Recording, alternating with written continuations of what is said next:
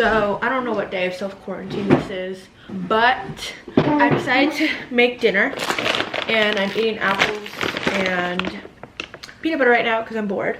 I'm vlogging this because why? I haven't really had any social interactions outside of this house in like over a week, and so I'm gonna pretend like I'm talking to my friend right now, which is really sad, but you know what? We're making do with what we got. I have all of my ingredients laid out. I wanted to get all some Martha Stewart, but I didn't measure it out, put in little dishes because I also don't want to do that many dishes. And so this is a good solution. I'm gonna make mac and cheese and cornbread.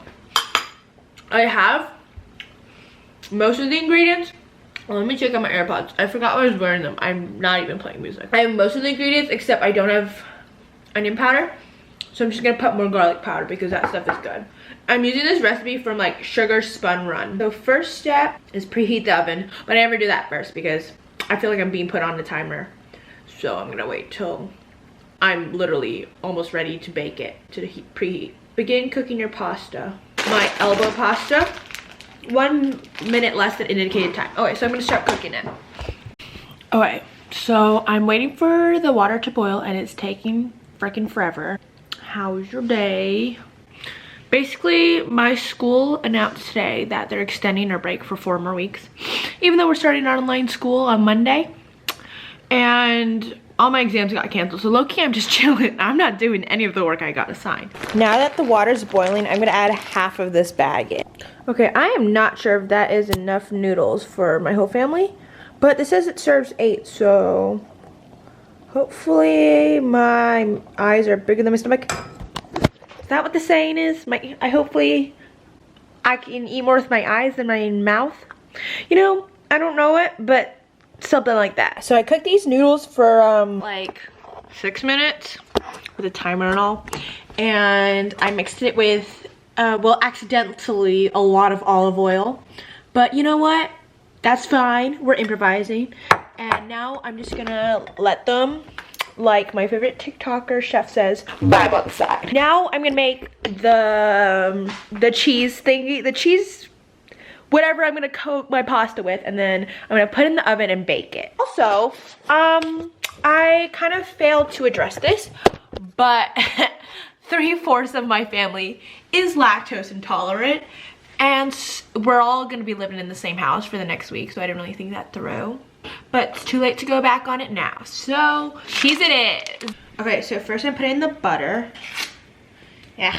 I suck at peeling butter. You know, there was this one time I was making cookies and then halfway through, I found a piece of a wrapper in my mix. So that has never been my strong suit. Banana clip on my left for you. Ah!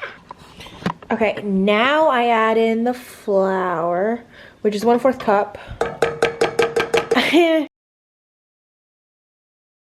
only have a whisk from one of my little like handheld beaters, but this will work. Banana clip on my love for you. I'm gonna keep whisking until smooth and no lumps for me. Well, there's lots of lumps, so we still got a while. Now I have to add a whole 3 cups of milk. That sounds insane, so. Oh God. You know, before we got quarantined, we really should have looked into Lactaid. Okay, so I don't even know if I have enough milk. Here's 1 cup. Lactose, and 1/3 cup of milk. And then I add the spices. Okay, this is what we're currently looking at. It's not the prettiest. Okay, so I just put the salt in, ground pepper. Close enough. Okay, 1/2 teaspoon of garlic powder. But I'm gonna put a 1/2 teaspoon and like a smidge. I don't know how much a smidge would be. I'm just gonna let it overflow. Looks about right, I guess. 1/2 teaspoon of ground mustard. I didn't even know we had mustard.